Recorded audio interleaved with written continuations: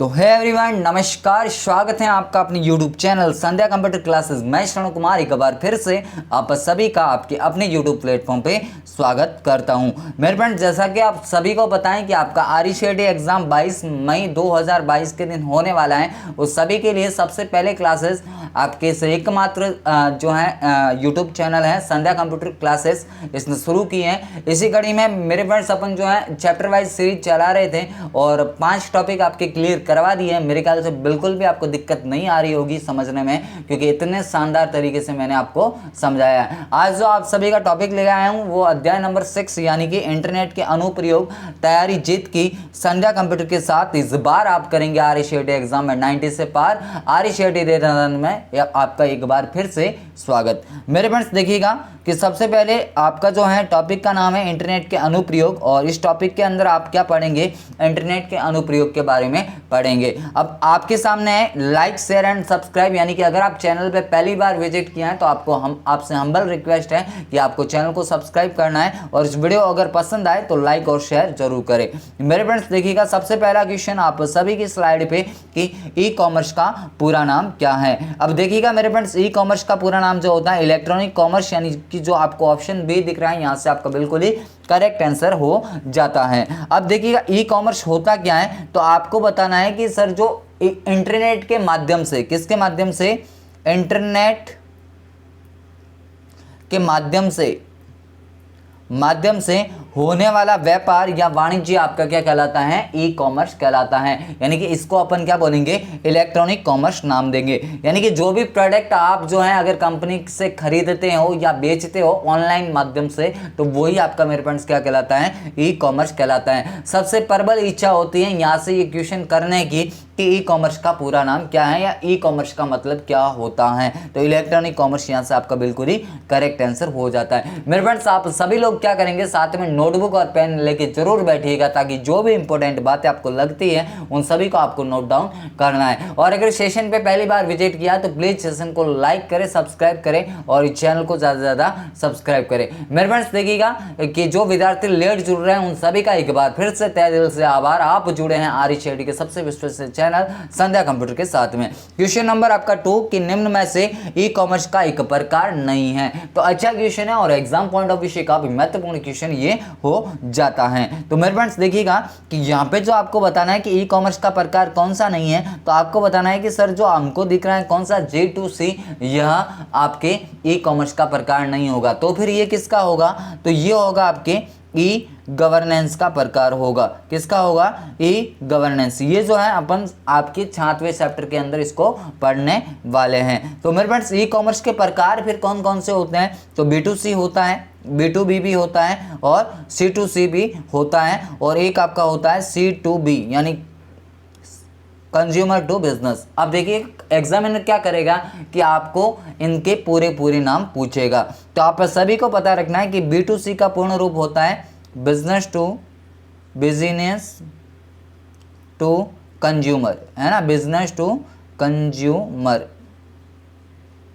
यानी business to consumer. B का means simple से समझना है, बिजनेस हो जाएगा, और सी का मीन्स हो जाएगा कंज्यूमर। कोई भी कस्टमर नहीं करेगा, ऑप्शन में वहाँ पे आपको कस्टमर भी दिया हुआ होगा, क्योंकि कंज्यूमर का मीन्स होता है उपयोगकर्ता, अंतिम जो उपभोक्ता होता है वो आपका कंज्यूमर कहलाता है। और B2B का मीन्स बोले तो बिजनेस टू बिजनेस होता है, C2C का मीन्स कंज्यूमर टू कंज्यूमर, और C2B का मीन्स होता है कंज्यूमर टू बिजनेस। तो यहाँ से आपको इतनी सी बातें पता रखनी है। अगला क्वेश्चन कि राजस्थान सरकार द्वारा चलित ई कॉमर्स वेबसाइट का एक उदाहरण कौन सा होता है। तो मेरे फ्रेंड्स, आप सभी लोग याद रखेंगे कि राजस्थान सरकार द्वारा चलित ई कॉमर्स का प्रकार कौन सा होगा, तो आप बोलेंगे कि सर जो ई बाजार हमें दिख रहा है ये किसका है, राजस्थान सरकार की एक वेबसाइट है जो कि आपके ई कॉमर्स को बढ़ावा देने के लिए बनाई गई, या फिर इसके माध्यम से भी आपका क्या होता है, ई कॉमर्स होता है। अब देखिए इसमें जो आपको प्रोडक्ट मिलेगा वो किसके थ्रू मिलेगा, आपको पोस्टमैन के थ्रू मिलने वाला होता है। यानी कि आपको जो नॉर्मली अपना जो डिलीवरी बॉय आता है फ्लिपकार्ट अमेजोन की केसेस में, वैसे आपका जो है ये डाक के माध्यम से आपको प्राप्त होता है। अगला क्वेश्चन कि निम्न में से ऑनलाइन शॉपिंग साइट कौन सी नहीं है, तो ये भी अच्छा क्वेश्चन हो जाता है आपके एग्जाम पॉइंट ऑफ व्यू से। तो फ्लिपकार्ट होती है, स्नैपडील भी होती है, जबोंग भी होती है, जबकि जो आपको देख रहे हो कौन सी, ट्विटर कौन सी है, सोशल नेटवर्किंग साइट है। कौन सी है मेरे फ्रेंड्स, सोशल नेटवर्किंग साइट होती हैं। कौन सी, ट्विटर, सोशल नेटवर्किंग साइट आपकी ट्विटर होती हैं। तो यहाँ से आप पता रख पाओगे आराम से, बिल्कुल भी दिक्कत वाली बात होगी नहीं, क्योंकि अगर यहाँ से क्वेश्चन पूछा जाएगा तो इस टाइप से आपसे क्वेश्चन किया जा सकता है। अब ये जो ट्विटर होता है ये माइक्रो ब्लॉगिंग का उदाहरण होता है, मैंने शायद आपको पहले भी बता दिया था, है ना। आपको सीधा का सीधा क्वेश्चन पूछा जाता है कि निम्न में से कौन सी social networking site microblogging की तरह काम करती हैं, तो आपको बताना है ट्विटर। अब क्यों करती हैं, क्योंकि इसके अंदर आप 140 कैरेक्टर ही लिख सकते हो। इसके अलावा जो है फ्लिपकार्ट होती हैं, स्नैपडील है, जबोंग है, अमेजॉन और आपकी पेटीएम, ये सारी की सारी कौन सी हैं, ऑनलाइन शॉपिंग साइट हैं। यानी इन सभी के माध्यम से आप जो है ऑनलाइन प्रोडक्ट को खरीद या बेच सकते हैं। अगला क्वेश्चन, एक मंच जो आपस में समान रुचि, गतिविधियां, पृष्ठभूमि और वास्तविक जीवन को साझा करने के लिए इस्तेमाल की जाती हैं। तो मेरे फ्रेंड्स ये आपकी कौन सी हो जाएगी, सोशल नेटवर्किंग साइट हो जाएगी। यानी कि सोशल नेटवर्किंग साइट के थ्रू अपन क्या करते हैं कि अपने डेली लाइफ में जो भी घटनाएं होती है उनको आप शेयर करते हो, एक दूसरे के साथ में साझा करते हो या बातचीत करते हो अपने परिवारजनों से या आपके फ्रेंड्स वगैरह हो सकते हैं। तो ये सारा माध्यम है आपके कौन सा, सोशल नेटवर्किंग साइट। अगला क्वेश्चन कि किस नेटवर्किंग साइट को माइक्रो ब्लॉगिंग के रूप में जाना जाता है, और अभी मैंने आपको बता दिया कौन सा, ट्विटर को क्यों बोला जाता है, क्योंकि सर इसमें जो ब्लॉग होगा वो आपका 140 कैरेक्टर तक का ही लिखा जा सकता है। अगला क्वेश्चन कि ई लर्निंग से जुड़ी एक संस्था नहीं है। इंपॉर्टेंट क्वेश्चन है, एक बार एग्जाम में पूछा हुआ क्वेश्चन है, हालांकि कई बार पूछ सकते हैं, लेकिन मेरी जहाँ तक राय है ये क्वेश्चन भी आपसे पूछा हुआ क्वेश्चन है। और ऑप्शन भी ये के यही थे, ADX हैं, NPTEL हैं, स्वयं है और USSD। अब मेरे फ्रेंड्स आप सभी को मेरे ख्याल से आइडिया होगा, अगर जिसने 5वां लेक्चर अटेम्प्ट किया है उन सभी को पता है कि आपका जो है USSD क्या होता है, एक कोड होता है। क्या होता है, एक कोड होता है *99H, यानी कि अनस्ट्रक्चर्ड सप्लीमेंट्री सर्विस डेटा, जो आपकी कीपैड वाले मोबाइल के अंदर आपको ट्रांजैक्शन को देखने के लिए या बैंक के स्टेटमेंट को देखने के लिए यूज में लिया जाता है। ADX हैं, NPTEL हैं, स्वयं है, कोर्सेरा, यूडेसिटी और खान एकेडमी। कौन सी, खान एकेडमी। तो ये सारे के सारे आपकी कौन से हैं, ई लर्निंग से जुड़ी हुई संस्था होती हैं। और एक प्रकार से मैं बोल सकता हूं कि ई लर्निंग का उदाहरण कौन है, मॉक है, तो उनसे भी ये सारे के सारे जुड़ी हुई संस्था होती हैं। अगला क्वेश्चन आप सभी के समक्ष काफी महत्वपूर्ण क्वेश्चन हो जाता है आप सभी के लिए। मेरे फ्रेंड्स देखिए, जो सेशन से लेट जुड़ रहे हैं अभ्यर्थी उन सभी का एक बार फिर से संध्या कंप्यूटर तहे दिल से स्वागत करता है, क्योंकि आप जुड़े हैं RECT के सबसे विश्वसनीय चैनल के साथ में, जो हर बार विद्यार्थियों की उम्मीदों पर खरा उतरता है और इस बार भी उतरने की पूरी तैयारी कर ली है। मेरे फ्रेंड्स आप सभी को दावे के साथ कहता हूं कि जो विद्यार्थी मेरे से रेगुलर पढ़ेगा उन सभी को मैं 90 से पार करवाने वाला हूं। विश्वास आपका होगा, मेहनत मेरी होगी, कुछ मेहनत आपकी होगी। यानी आपकी मेहनत ये है कि आपको ईमानदारी से लेक्चर को अटेम्प्ट करना है। मेरे द्वारा जितने भी या मेरे फैकल्टीज जो भी हैं उनके द्वारा जितने भी क्लासेस ली जाती हैं उन सभी को आपको अच्छे से देखना है, समझना है। जहां आपको डाउट लगता है वह आप मेरे से, हो सकता है अगर किसी को स्टूडेंट को बहुत ज़्यादा डाउट हो तो मेरे कॉन्टैक्ट नंबर ले सकता है या हमसे टेलीग्राम के थ्रू जुड़ सकता है। जैसे आपको जुड़ना चाहे वैसे आप जुड़ सकते हो। अगर किसी को ज़्यादा ही पर्सनल काम है तो आप मेरे से कॉन्टैक्ट नंबर मांग सकते हो, मैं किसी के या मेरे या फैकल्टी के आपको दे सकता हूँ। अगला क्वेश्चन है आप सभी के समक्ष कि निम्न में से सही को सुमेलित आपको करना है। तो मेरे फ्रेंड्स आपका जो सही को सुमेलित कैसे करेंगे हम, देखिएगा, जो राज ई वॉल्ट होता है, क्या ये सोशल नेटवर्किंग साइट होती हैं? आपने कभी ऐसा देखा है क्या? तो आप बोलेंगे कि सर एक बार तो रहने देते हैं ना, अगले वाले ऑप्शन को देखते हैं। राज ई साइन, क्या ये ऑनलाइन शॉपिंग वेबसाइट है? आगे और देखते हैं। राज ई ज्ञान, क्या एक शैक्षिक पोर्टल है, यानी कि जहाँ से हम शिक्षा प्राप्त कर सकते हैं? एक बार इसको भी देखते हैं। ई बाजार, क्या ये डिजिटल डॉक्यूमेंट मैनेजर होता है क्या? आप बोलेंगे सर ऐसा तो लगता है नहीं। देखिए राज ई ज्ञान जो है यहाँ से आपका बिल्कुल ही करेक्ट आंसर हो जाता है। क्यों? क्योंकि ये राजस्थान सरकार द्वारा शैक्षणिक पोर्टल है, यानी कि शैक्षिक पोर्टल है, एजुकेशन का पोर्टल है। एजुकेशन को बढ़ावा देने के लिए राजस्थान सरकार ने जिस पोर्टल को लॉन्च किया है वो आपका कौन सा है? राज ई ज्ञान है। अब देखिएगा जो आपको राज ई वर्ड दिखता है ये आपका क्या होता है? एक राजस्थान सरकार द्वारा जारी क्या है? क्लाउड स्टोरेज है। क्या है? Cloud storage. अब क्लाउड स्टोरेज फिर क्या करता है? आपका डिजिटल डॉक्यूमेंट मैनेजर के रूप में काम करता है, तो इसके बारे में आपको पता चल जाएगा। अब देखिएगा अगला जो है राज ई शाइन, ये क्या है? आपका एक ऐसा माध्यम है राजस्थान सरकार के द्वारा लॉन्च जहां पे डिजिटल हस्ताक्षर को प्रमाणित या वेरीफाई किया जाता है। ये किसी भी प्रकार की आपकी ऑनलाइन शॉपिंग वेबसाइट नहीं होती है, क्योंकि ऑनलाइन शॉपिंग वेबसाइट तो कौन सी है? राजस्थान सरकार की ई बाजार है।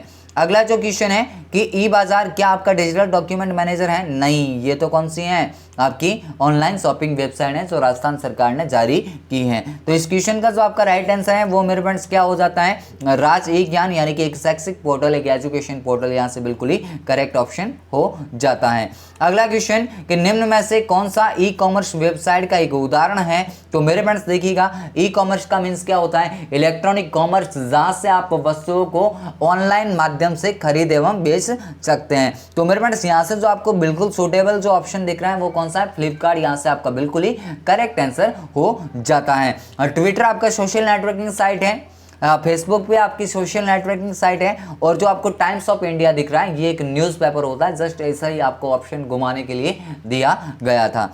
मेरे ख्याल से सभी के डाउट क्लियर होंगे। अगला क्वेश्चन कि कुछ खरीदने और बेचने के लिए इस्तेमाल की जाने वाली वेबसाइट किस श्रेणी में आती हैं? तो अच्छा क्वेश्चन है, और एग्जामिनर क्या करता है कि कभी अगर आपको इजी क्वेश्चन देना चाहेगा तो यहाँ से निश्चित ही ये क्वेश्चन आपको पुटअप कर सकता है। तो यानी कि अगर आप कुछ खरीद रहे हो या फिर बेच रहे हो तो वो आपकी कौन सी है? ई कॉमर्स साइट होती है। जनरली मैंने आपको बता दिया जो कौन कौन सी, फ्लिपकार्ट है, अमेजोन है, स्नैपडील है, जबोंग है, पेटीएम है। इनके अलावा भी आपको बहुत सारी याद होगी। अगर याद है तो अच्छी बात है, नहीं है तो कर लेना आराम से। बाकी आपके जो सिलेबस में है मुझे केवल वही बातें आपको बतानी है।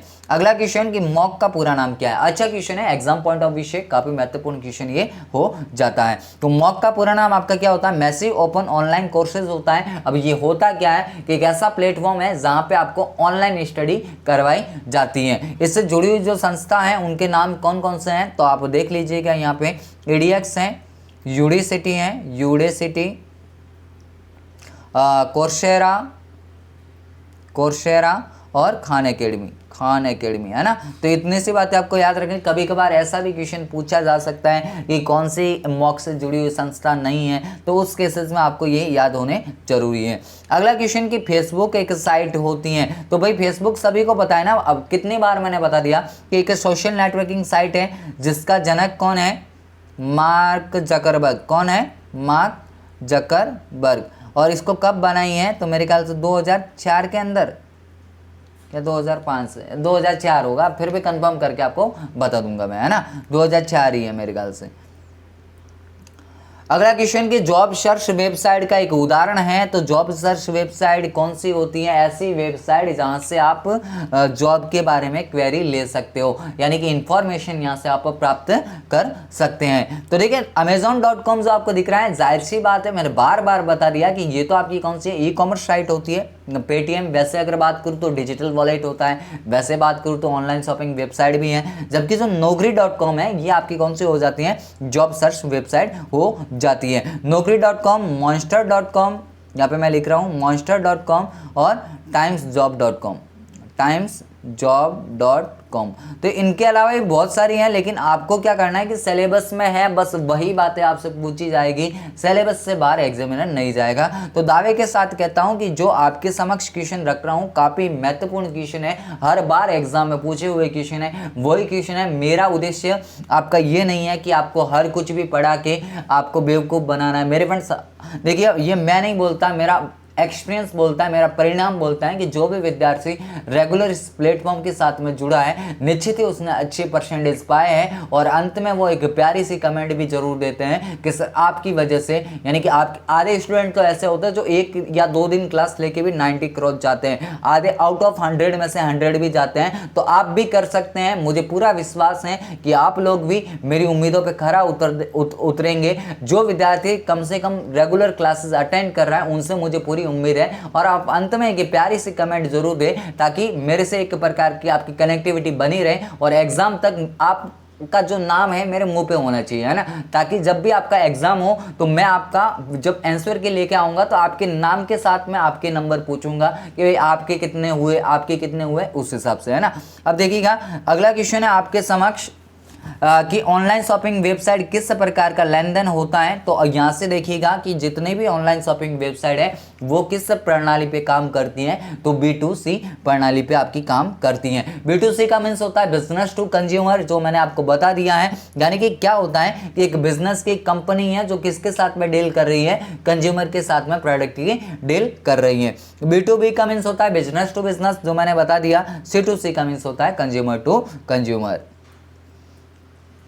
अगला क्वेश्चन आप सभी की स्लाइड पे कि राजस्थान सरकार द्वारा लॉन्च किया गया क्लाउड स्टोरेज बेस्ड समाधान का उदाहरण कौन सा है। तो मेरे फ्रेंड्स आप सभी लोगों को मैंने बता दिया कि जो आपका राज ई वॉल्ट है ये आपकी क्या है, राजस्थान सरकार द्वारा लॉन्च क्लाउड स्टोरेज का एक प्रकार है। ये डिजिटल डॉक्यूमेंट मैनेजर के रूप में काम करता है, तो ये भी बातें आपको पता होनी चाहिए। अच्छा क्वेश्चन है और कई बार एग्जाम में ये पूछा हुआ क्वेश्चन है। अगला क्वेश्चन आप सभी के समक्ष, और मेरे ख्याल से आज का ये अंतिम क्वेश्चन है जो आपके एग्जाम पॉइंट ऑफ व्यू से काफी महत्वपूर्ण हो जाता है। ये क्लाउड स्टोरेज प्लेटफॉर्म का एक उदाहरण इनमें से कौन सा है। तो मेरे फ्रेंड्स देखिए गूगल ड्राइव होता है, माइक्रोसॉफ्ट वन ड्राइव भी होता है और ड्रॉप बॉक्स भी आपका होता है। तो यहाँ से उपरोक्त सभी आपका यहाँ से बिल्कुल ही करेक्ट आंसर हो जाएगा। क्लाउड स्टोरेज आप किसको बोलेंगे, यानी कि एक ऐसा माध्यम एक जिसमें आप इंटरनेट के द्वारा आप अपने द्वारा जो भी आपके डॉक्यूमेंट हो सकते हैं, PDF हो सकते हैं, फोटोज हो सकते हैं, उनको डिजिटली आप स्टोर करते हैं। वहाँ से कभी भी जरूरत पड़ने पे आप अपनी ID को लॉगिन करके वहाँ से उनको वापस प्राप्त कर सकते हैं। तो मेरे फ्रेंड्स ये थे आज के अपने टॉप मोस्ट कितने 16 क्वेश्चन है। आई होप आपको सेशन काफ़ी पसंद आया होगा। जो विद्यार्थी सेशन से लेट जुड़े थे उन सभी का एक बार फिर से तहे दिल से आभार व्यक्त करता हूँ कि आप हमारी शान हैं और इस बार आप हैं जो RCET एग्जाम में बहुत ही बढ़िया कमाल करने वाले हैं, क्योंकि आप जुड़े हैं RCET के सबसे विश्वसनीय चैनल के साथ में जिसका नाम है संध्या कंप्यूटर क्लासेस। हर बार विद्यार्थियों की उम्मीदों पे खरा उतरता है, इस बार भी पूरी गारंटी है कि जो विद्यार्थी मेरे से रेगुलर पढ़ेगा निश्चित ही अच्छी सफलता प्राप्त करेगा। मेरे फ्रेंड्स उम्मीद है, आशा है कि आपकी तैयारी काफ़ी ज़बरदस्त चल रही होगी। अगर सेशन को पसंद किया है तो सेशन को लाइक करें और ज़्यादा से ज़्यादा शेयर करें ताकि अधिक से अधिक स्टूडेंट इस माध्यम से जुड़ जाए और उनको भी पता चले कि भाई चैप्टर वाइज भी सीरीज ली जा रही है। और इसके बाद में आपकी चैप्टर वाइज सीरीज बहुत ही जल्द कंप्लीट करने वाला हूँ। फिर आपके जो है 1 से 35 तक जैसे आपके एग्जाम में क्वेश्चन आते हैं उसी हिसाब से आपको क्वेश्चन देने की पूरी कोशिश रहेगी। मेरे फ्रेंड्स उम्मीद है कि सेशन पसंद आया होगा। अगर सेशन पसंद आया है तो प्लीज़ हम्बल रिक्वेस्ट है कि एक बार चैनल को सब्सक्राइब जरूर करें ताकि पल पल की नोटिफिकेशन सबसे पहले आप तक हो। उम्मीद है अभी के लिए इतना ही, मिलेंगे एक नए वीडियो के साथ। तब तक के लिए जय हिंद, वंदे मातरम, जय भारत।